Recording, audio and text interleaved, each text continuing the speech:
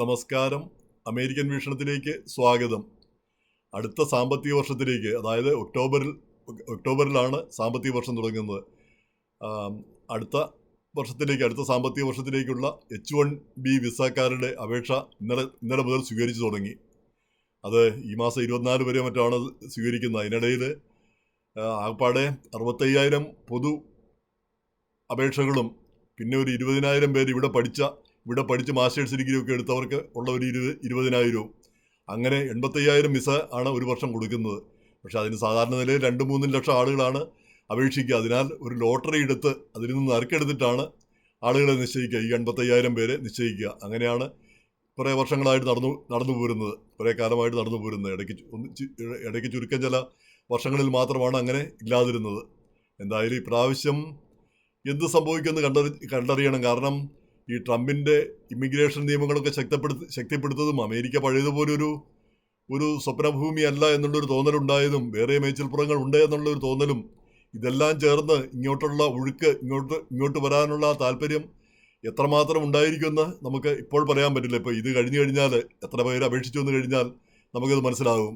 എങ്ങനെ വന്നാലും അമേരിക്കയിലേക്കുള്ള ഒഴുക്കൊന്നും കുറയാനായിട്ടുള്ള ഒരു സാധ്യതയും കാണുന്നില്ല. എത്ര പറഞ്ഞാലും ആളുകൾക്ക് ഇവിടെ എത്ര പ്രശ്നം ഉണ്ടെന്ന് പറഞ്ഞാലും ആളുകൾ അമേരിക്ക എന്ന് കേൾക്കുമ്പോൾ തീർച്ചയായിട്ടും ഇങ്ങോട്ട് വരാനുള്ള താല്പര്യം കൂടുകയല്ലാതെ കുറയാനുള്ള ഒരു സാധ്യതയും കാണുന്നില്ല.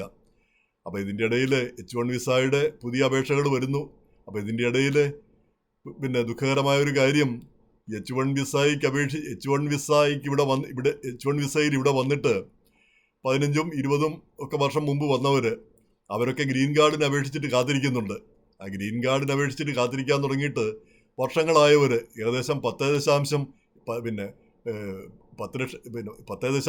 ലക്ഷം പേര്, അതായത് ഒരു 10,70,000 പേര് ഇങ്ങനെ കാത്തു നിൽപ്പുണ്ടെന്നാണ് ഒരു കണക്ക്. ഇന്ത്യക്കാർ മാത്രം, മറ്റുള്ളവരല്ല, ഇന്ത്യക്കാർ മാത്രം ഇത്രയും പേര് കാത്തു നിൽക്കുന്നുണ്ടെന്നാണ് കണക്ക്.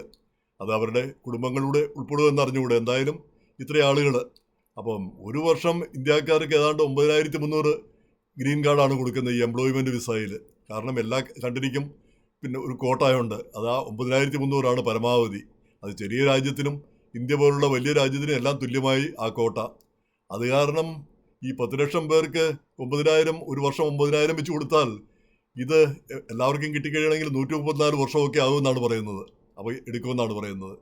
അപ്പോൾ ഇതിനൊരു മാറ്റം വരുത്തണമെന്ന് മുറവിളി കൂട്ടാൻ തുടങ്ങിയിട്ട് വളരെ വർഷങ്ങളായി. പക്ഷേ യാതൊരു മാറ്റവും വരുന്നില്ല. അത് ഈ ചെറിയ രാജ്യങ്ങൾക്ക് പിന്നെ ഗ്രീൻ കാർഡ് ആവശ്യമില്ലാത്ത രാജ്യങ്ങൾ, ഇപ്പം ബാർബഡോസ്, അവർക്ക് 9,300 വേണ്ട. അവർക്ക് പിന്നെ 500 എണ്ണം പോലും, 500 അപേക്ഷകർ പോലും അവർക്ക് കാണില്ല. അപ്പോൾ അവർക്ക് കൊടുക്കാതിരിക്കുന്ന ആ ഗ്രീൻ കാർഡ് കൂടെ ഇന്ത്യ പോലുള്ള രാജ്യങ്ങൾക്ക് കൊടുക്കുകയാണെങ്കിൽ ഒരു പ്രശ്നവുമില്ല. ഇത് ഇത്രയും ബാക്കിലോഗ് ഒരിക്കലും വരില്ല. എന്ന് മാത്രമല്ല, അപേക്ഷിക്കുന്ന കണക്കനുസരിച്ച് പിന്നെ ആരപേക്ഷിക്കുന്നു അവർക്ക് മുൻഗണന കൊടുത്ത് പിന്നെ ഗ്രീൻ കാർഡ് കൊടുക്കുകയാണെങ്കിലും ഈ പ്രശ്നത്തിനൊരു പരിഹാരം കാണും. ഇപ്പോഴങ്ങനെയല്ല. ഈ കൺട്രി കോട്ട വെച്ച് നോക്കുകയാണ്. കൺട്രി കോട്ട അനുസരിച്ച് ഓരോ രാജ്യത്തു നിന്നും അപേക്ഷിച്ചവർ അവിടെ ആദ്യം അപേക്ഷിച്ചവർക്ക് മാത്രം ഇങ്ങനെ കൊടുത്തുകൊണ്ടിരിക്കുന്നു. മറ്റു രാജ്യങ്ങളിൽ വെറുതെ വിസ ഇങ്ങനെ ഉപയോഗശൂന്യമായി പാഴായി പോകുന്നു. അപ്പോൾ അതിനെതിരെ ഒരു മാറ്റമുണ്ടാക്കാൻ ഇതുവരെ കഴിഞ്ഞിട്ടില്ല. നമ്മുടെ സമൂഹവും നമ്മുടെ കൊണ്ടസംഘങ്ങളും എല്ലാം ഇതിനുവേണ്ടി പുറവഴി കൂട്ടുന്നുണ്ടെങ്കിലും ഒരു കാര്യവും ഇതുവരെ നടന്നിട്ടില്ല. ഇതിൻ്റെ ഇടയിലാണ് അപ്പോൾ ഇങ്ങനെ ആളുകൾ 10ഉം 20ഉം വർഷമായിട്ടൊക്കെ കാത്തു നിൽക്കുമ്പം ഉള്ള പ്രശ്നം എന്താണെന്ന് ചോദിച്ചാൽ, ഇവരുടെ മക്കളുണ്ട്. ഇവരുടെ മക്കൾ ഇവിടെ 2 വയസ്സായപ്പോഴും 3 വയസ്സായിട്ടും ആയപ്പോഴും ഒക്കെ വന്ന മക്കൾ, അവരിവിടെ വന്നു പഠിച്ചു, ഇവിടുത്തുകാരായി മാറി. 10ഉം 15ഉം 20ഉം വർഷം കൊണ്ട് അവർ ഇവിടുത്തുകാരായി മാറി. പക്ഷേ ഇവരൊക്കെ 21 വയസ്സ് കഴിയുമ്പോൾ അവർ ഏജ്ഡ് ഔട്ട് ആവും. നമുക്കറിയാം, ഗ്രീൻ കാർഡിന് അപേക്ഷിക്കുമ്പോൾ ഇത് തന്നെയാണ് സ്ഥിതി. നമ്മൾ ഗ്രീൻ കാർഡിന് നാട്ടിൽ അപേക്ഷിക്കുമ്പം മക്കൾക്ക് 5 വയസ്സോ 10 വയസ്സോ ആയിരിക്കും. പക്ഷേ ഗ്രീൻ കാർഡ് അത് അപേക്ഷ പിന്നെ നമുക്കുള്ള വിസ നമ്പറുകൾ റെഡിയായി വരുമ്പോഴത്തേക്ക് ഇവർക്ക് പ്രായം 24-25 ആവും. അപ്പോൾ അവർ ഏജ്ഡ് ഔട്ടായി. അപ്പോൾ അവർക്ക് വരാൻ പറ്റത്തില്ല. പിന്നെ അവർക്ക് വേണ്ടി വേറെ സ്പോൺസർ ചെയ്ത് വളരെ വർഷങ്ങൾക്ക് ശേഷമായിരിക്കും അവർക്ക് വരാൻ പറ്റുക. ഇതേ അവസ്ഥ തന്നെ ഈ കാര്യത്തിലും വന്നിരിക്കുന്നു. ഇങ്ങനെയുള്ളവർ ഏകദേശം പിന്നെ 1,34,000 പേര്, ചെറുപ്പക്കാർ, ചെറിയ പിള്ളേർ ഇങ്ങനെ ഈ ഏജ്ഡ് ഔട്ടായിട്ട് ഉണ്ടെന്നാണ് പറയുന്നത്. അത് കണക്കെങ്ങനെയാണ് കൃത്യമായിട്ട് കിട്ടിയതെന്ന് അറിഞ്ഞുകൂടെങ്കിലും ഏകദേശം അത്രയും പേരുണ്ടെന്നാണ് പറയുന്നത്. ഉണ്ടായിരിക്കും. കാരണം ഇപ്പോൾ 10 ലക്ഷം പേര്, 10,70,000 പേര് വിസയ്ക്ക് വേണ്ടി, ഗ്രീൻ കാർഡിന് വേണ്ടി കാത്തിരിക്കുന്നുണ്ടെങ്കിൽ അവരുടെ മക്കളൊക്കെ ഈ ഏജ്ഡ് ഔട്ടായിട്ട് അതിൽ കൂടുതൽ തന്നെ ഉണ്ടായിക്കൂടാഴുകയില്ല.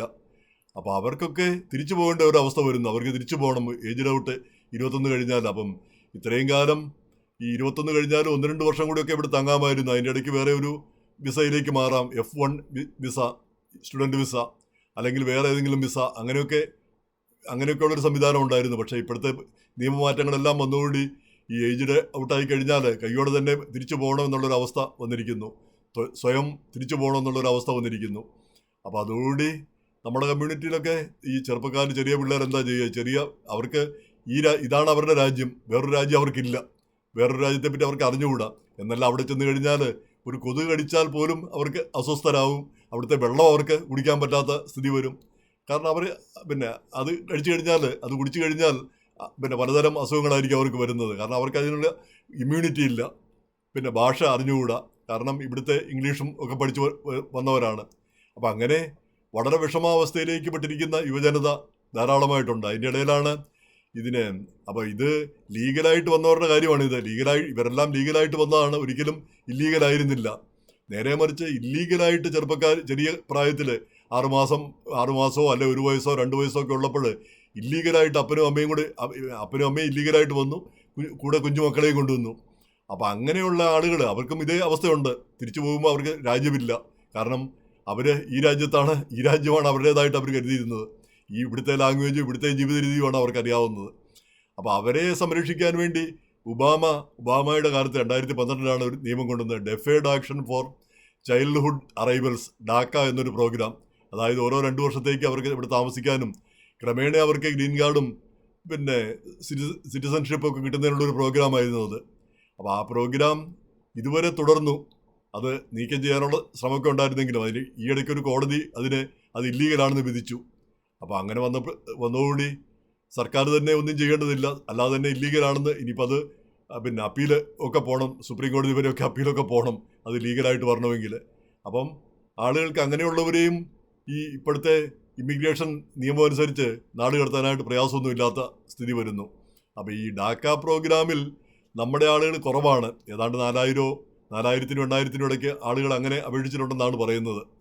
ഈ പിള്ളേർ, ഈ ലീഗലായിട്ട് വന്ന പിള്ളേർ, അവരതിൽ പെടുന്നില്ല. കാരണം അവർ ലീഗലായിട്ട് വന്നതാണ്. മറ്റവർ ഇല്ലീഗലായിട്ട് വന്നവർക്കാണ് ആ ആനുകൂല്യം കിട്ടിയത്. അപ്പം നമ്മുടെ ആളുകൾക്കും ഈ ആനുകൂല്യം കിട്ടണമെന്ന് പറഞ്ഞ് നമ്മുടെ ഈ ശലഭ് കുമാർ എന്നൊക്കെ പറഞ്ഞ് റിപ്പബ്ലിക്കൻ ഹിന്ദു കോൺഗ്രസിൻ്റെ ഹിന്ദു കോക്കസിൻ്റെ ആളുകളൊക്കെ കഴിഞ്ഞ തവണ ട്രംപിൻ്റെ മേലെ സ്വാധീനമൊക്കെ ചെലുത്തുകയുണ്ടായി. പക്ഷെ ഒന്നും നടന്നില്ല, ഒരു കാര്യവും ഇതുവരെ സംഭവിച്ചില്ല. അപ്പം ലീഗലായിട്ട് വന്നവരും ഇല്ലീഗലായിട്ട് വന്നവരും ഒക്കെ ഒരേ അവസ്ഥയിലേക്ക് പോകുന്ന ഒരു സ്ഥിതി വന്നിരിക്കുന്നു. എന്തായാലും ഖേദകരമാണ്. ചെറുപ്പക്കാർ എങ്ങുമില്ലാത്ത ഒരവസ്ഥ വരുന്നു എന്ന് പറഞ്ഞാൽ അവർ പിന്നെയും സ്വന്തമായിട്ടൊരു രാജ്യം കണ്ടുപിടിക്കേണ്ടി, സ്വന്തമായിട്ടൊരു ജീവിതം കണ്ടുപിടിക്കേണ്ടി വരുന്നു എന്ന് പറഞ്ഞാൽ വളരെ ഖേദകരമായ ഒരു അവസ്ഥയാണ്. അതിനൊരു മാറ്റം ഉണ്ടാകുമെന്ന് പ്രതീക്ഷിക്കാൻ ഇപ്പോൾ നമുക്ക് വയ്യ. കാരണം ഈ കടുത്ത ഇമിഗ്രേഷൻ നിയമത്തിനിടയ്ക്ക് ഇവരുടെ വിഷമതകളോ ബുദ്ധിമുട്ടുകളോ ഒന്നും ആരും ചെവിക്കൊണ്ടു എന്ന് വരില്ല. അങ്ങനെയാണ് അവസ്ഥ.